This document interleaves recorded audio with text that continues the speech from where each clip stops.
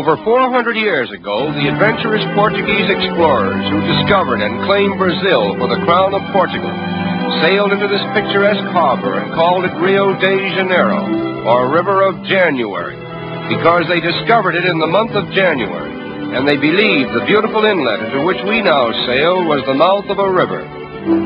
As we pass within the shadow of this gigantic promontory, known as Sugarloaf, we wonder if the white men who first saw it could have dreamed that it was destined to become the mighty sentinel of an enchanted metropolis with a population of over 1 million inhabitants and a reputation of being the most magnificent city in the world.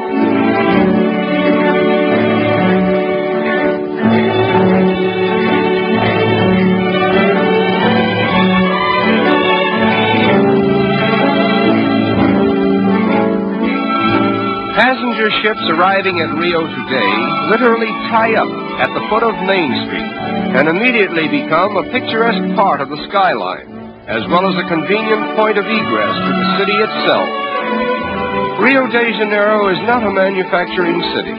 Therefore, there is a preponderance of foreign goods on sale in all the smart shops.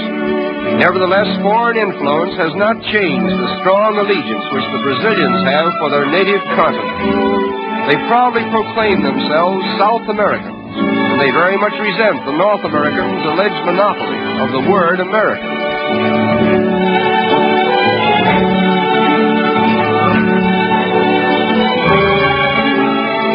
The period from 1902 to 1906 witnessed the wonderful transformation from the old to the new Rio, a comprehensive project so boldly conceived and brilliantly executed that there is hardly a landmark of the old city to be seen in the metropolis today.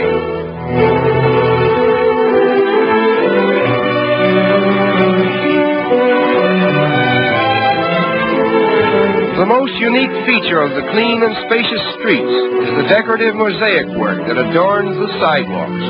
Almost every block has a pavement with patterns so individual in design that one could find his way about the city by becoming familiar with them.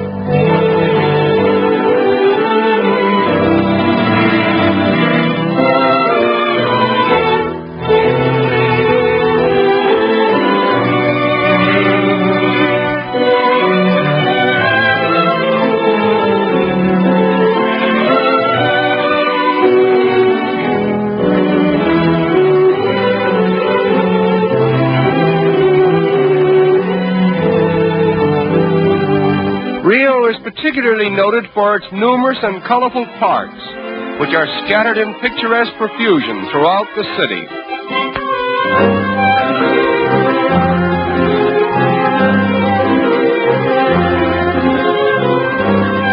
In 1808, the King of Portugal was forced by Napoleon to abandon his country and reestablish his throne in Brazil.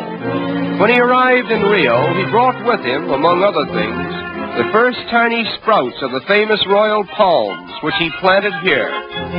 It was decreed that only members of the royal family might have the privilege of cultivating this particular species of tree. But time and nature have overruled the regal command, and the royal palms that were meant to be the exclusive property of Portuguese royalty are now the common heritage of all Brazil. The outstanding landmark of Rio is Sugarloaf Mountain, and from whatever angle one may view it, it forms a most impressive picture.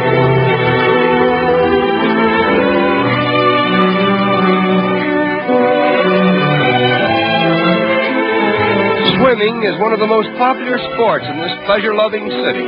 Consequently, many attractive swimming clubs have been erected along the picturesque shoreline. The architectural designs of these clubs are unusually distinctive, and many of them are actual reproductions of famous institutions in Spain and Portugal. Among the many fine boulevards in this city of splendor, the most beautiful is the Avenida Beira Mar, with its marble promenade encircling the waterfront for a distance of 5 miles.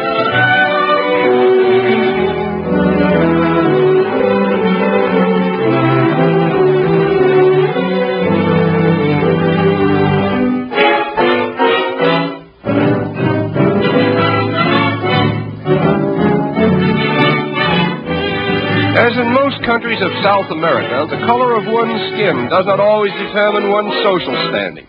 As a matter of fact, the racial color line seems to be so thinly drawn that it has become a haven of toleration for all races.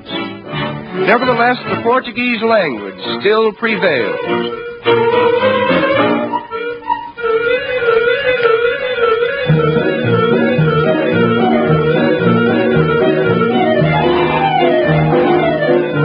In the business districts of the city, there are a number of tiny shops where the more industrious young ladies of Rio earn their livelihood. This is called the butterfly industry, in which the colorful wings of butterflies are immortalized by an art that was inaugurated here many years ago.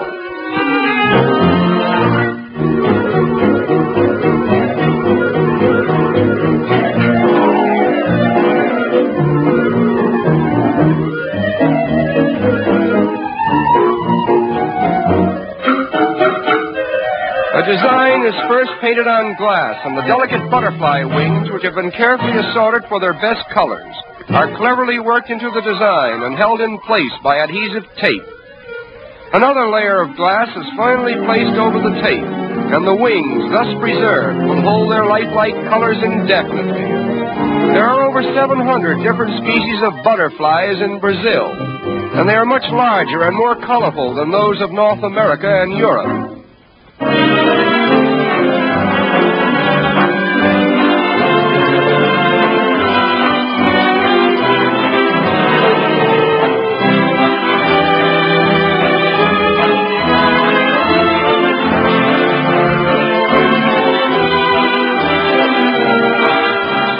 The completed articles consist of tea trays, vanity and jewel cases, bonbon dishes, and decorative pictures designed to glorify the city's landmarks.